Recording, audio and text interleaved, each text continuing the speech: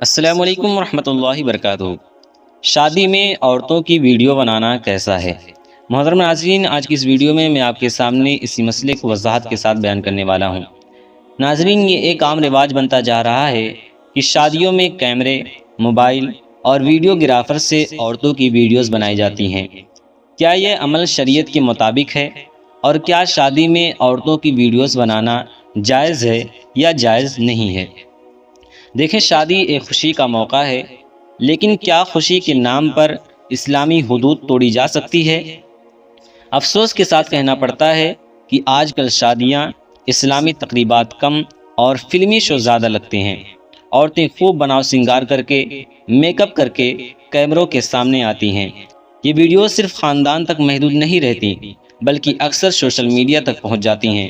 اب سوال یہ ہے کہ کیا عورتوں کی ویڈیوز بنانا جائز ہے یا جائز نہیں ہے؟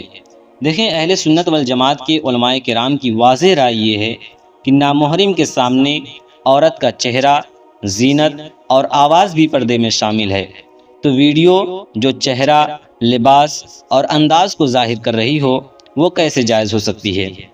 علماء اہل سنت یہ بار بار تنبیہ کرتے رہتے ہیں کہ ویڈیو کا اگر نامحرموں تک جانے کا اندیشہ ہو یا عورت کی زینت ظاہر ہو تو سخت گناہ کا باعث ہے۔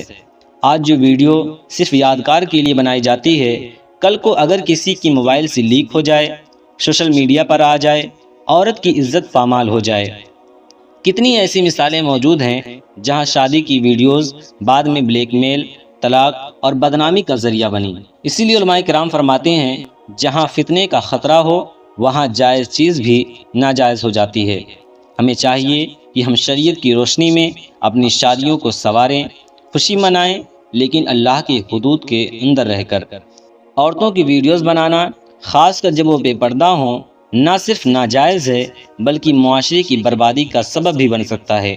اللہ تعالی ہمیں دین کی صحیح سمجھ عطا فرمائے۔ اگر آپ کو یہ ویڈیو پسند آئی ہو تو لائک کریں، شیئر کریں اور ہمارے چینل کو سبسکرائب کرنا نہ بھولیں۔ السلام علیکم ورحمۃ اللہ وبرکاتہ۔ Like a Hellcat.